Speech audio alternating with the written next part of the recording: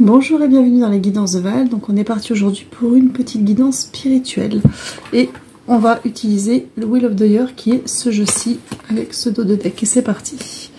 Alors, voyons ce que les guides ont à nous dire. Hop là. Hop. Alors, tirage en 3. Le temps de placer les cartes.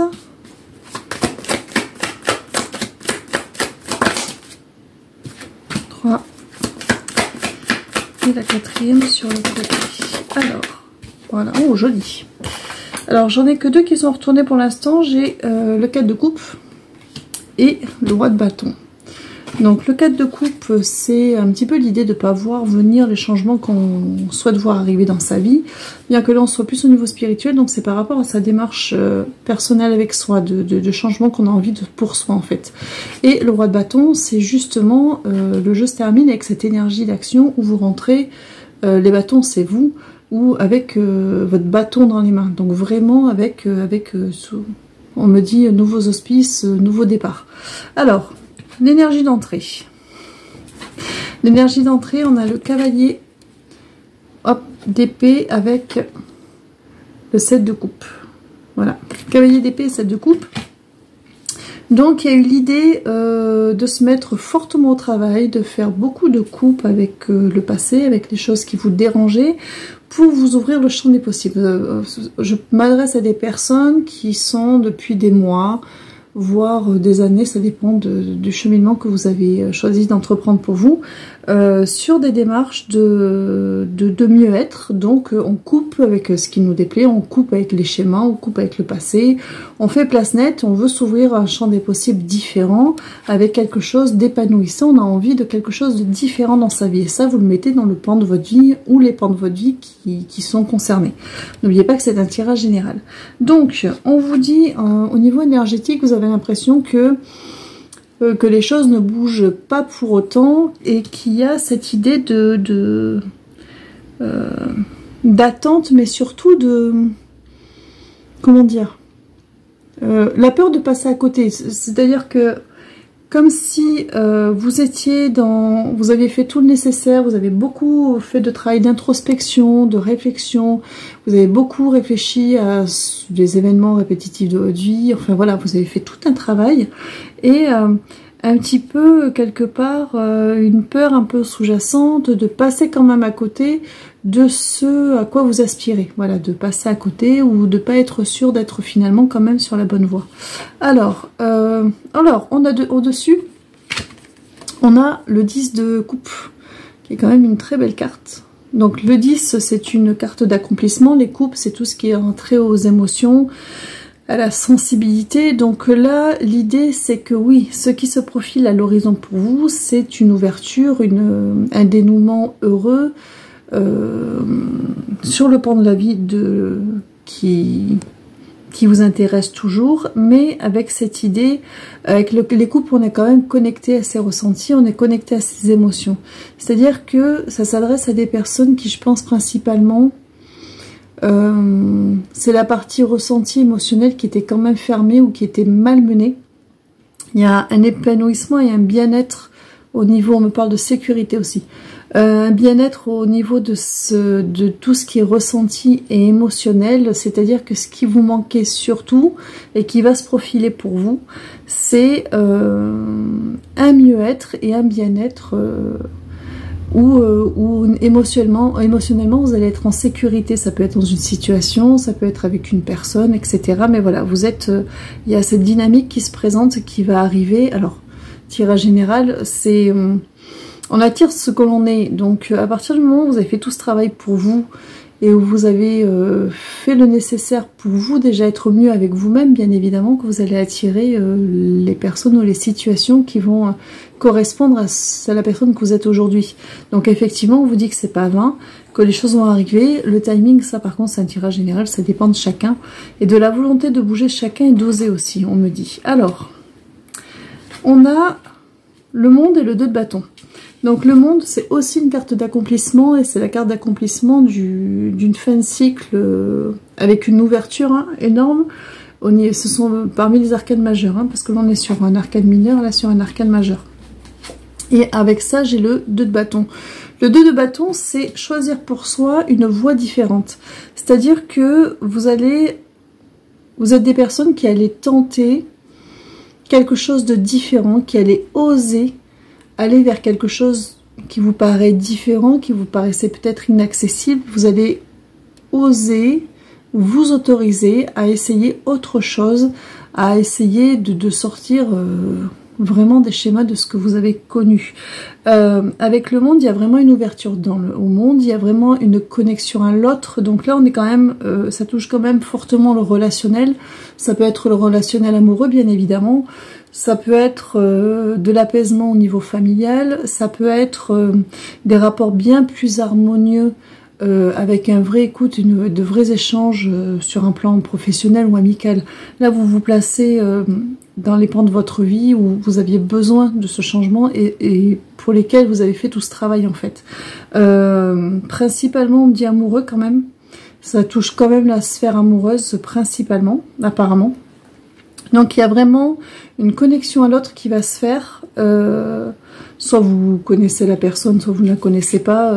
Apparemment, ce sont des personnes que vous connaissez. Donc, soit c'est une reconnexion avec une personne que vous connaissez, avec qui vous avez déjà eu une relation, ou alors c'est une personne à laquelle vous pensez, avec qui les choses vont pouvoir se débloquer. Je poursuis. Alors, j'ai l'empereur qui sort avec le 9 de coupe et la force. Donc, sur le côté, j'ai l'empereur, que voici, avec le 9 de coupe, la carte qui dit demandez vous aurez, hein, on a la chance avec la coccinelle, avec la carte de la force, et ce fameux roi de bâton. Il y a l'idée, alors c'est marrant parce que l'empereur et le roi de bâton ont des énergies qui sont quand même assez similaires, sauf que l'empereur est un arcane majeur et le roi de bâton un arcane mineur. Donc avec l'empereur, il y a cette idée de prendre les choses en main, d'oser, de se lancer, donc ça peut être aller vers une personne ou vers une situation. Demandez, vous aurez, c'est-à-dire que on vous dit que avec cette énergie d'empereur que vous avez, c'est-à-dire une énergie de...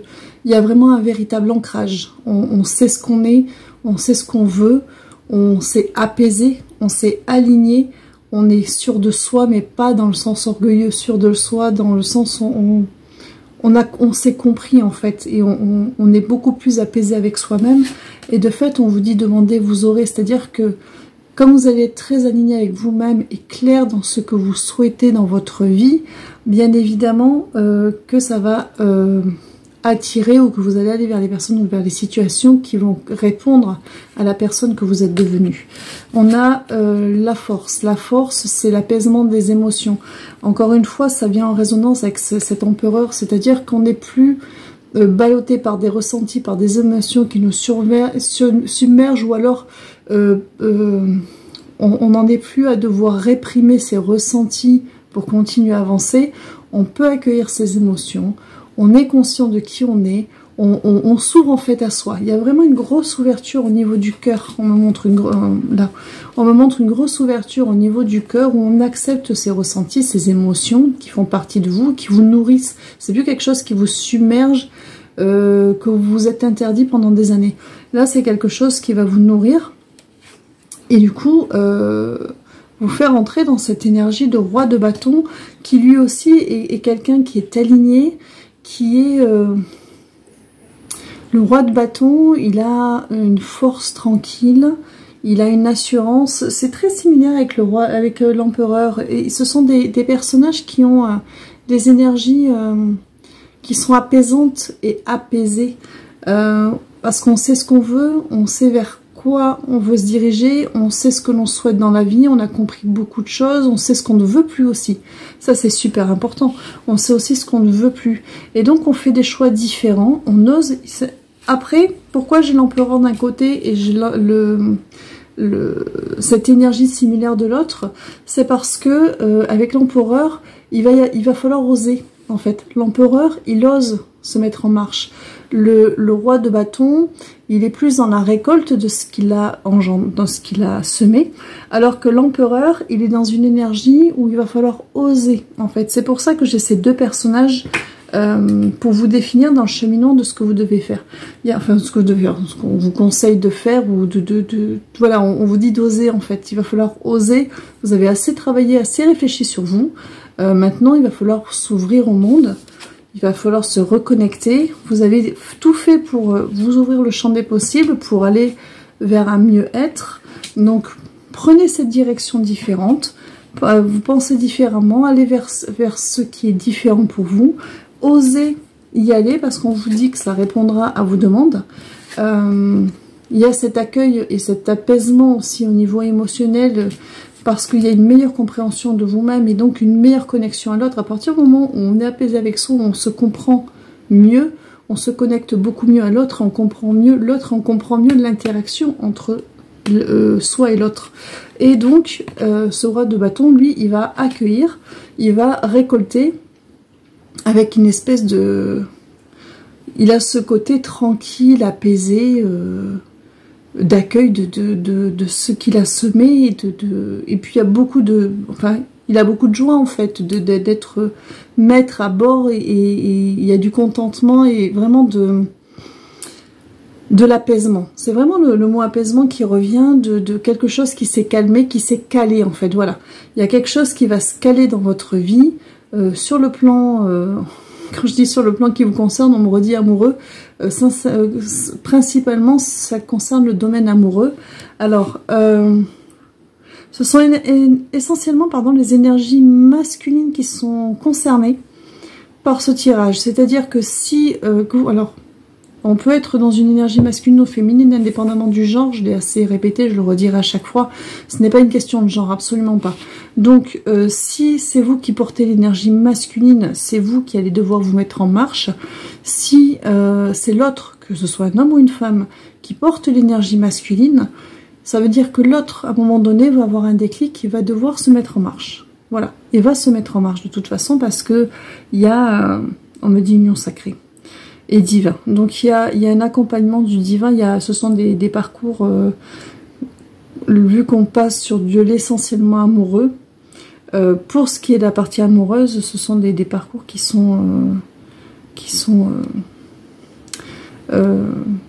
encadrés, on va dire. Voilà, on veille là au bon fonctionnement de tout ça et à l'accomplissement de tout ça. Mais... oui, on dit, je peux dire, mais ça peut concerner aussi d'autres pans de notre vie, ça peut concerner une réconciliation au niveau familial, ça peut concerner des rapports plus harmonieux au niveau amical ou au niveau du travail. C'est-à-dire qu'en fait, il y a vraiment, comme je dis toujours, ça partira toujours de l'intérieur vers l'extérieur, il y a vraiment le travail que vous avez fait pour vous, qui va faire que la personne que vous êtes devenue, vous allez dégager autre chose, qui va faire que ça va faire bouger les pièces de l'échiquier et ça va faire changer les choses en face. Donc après, quand vous tombez sur des personnes toxiques, vous tombez sur des personnes toxiques, hein, si c'est dans le milieu du travail, on ne peut pas les faire fuir. Par contre, ça peut mettre des barrières et ça peut changer pas mal de choses. Alors, 3, encore 3 cartes. Donc placez-vous sur le domaine qui vous parle, ou les domaines qui vous parlent. Merci. 1, 2. Donc j'ai le 4 de bâton, le cavalier de denier, c'est la reine de bâton qui a voulu sortir, et le 10 de bâton. Donc vous avez le 4 de bâton qui est, moi je vais vous expliquer après, hop, pardon, excusez-moi, le cavalier de denier et le 10 de bâton. Donc le 4 de bâton, ce sont des accomplissements, des contrats qu'on signe. Alors ça peut être engagement, mariage, contrat, signature, peu importe. L'idée du 4 de bâton dans son énergie, c'est quelque chose qui se met en place. Donc ça peut être une relation, quel que soit le domaine concerné, puisque là on est plus dans du relationnel, qui se met en place, mais quelque chose qui va être pérenne, qui va durer, parce que c'est quelque chose qui aura été construit en amont. Il y aura eu toute une construction et la construction, elle vient en partie du fait que vous avez fait votre travail de votre côté d'introspection pour avoir une meilleure compréhension de vous, pour mieux vous connecter à l'autre aussi. Le cavalier de bâton, le cavalier de denier, dans mon jeu, souvent, ce sont les guides. Hein. C'est-à-dire que eux, comme je vous disais, veillent au grain et encadrent ça et vous aident à avancer dans ce sens, c'est-à-dire à vous reconnecter à vous pour mieux vous reconnecter à l'autre.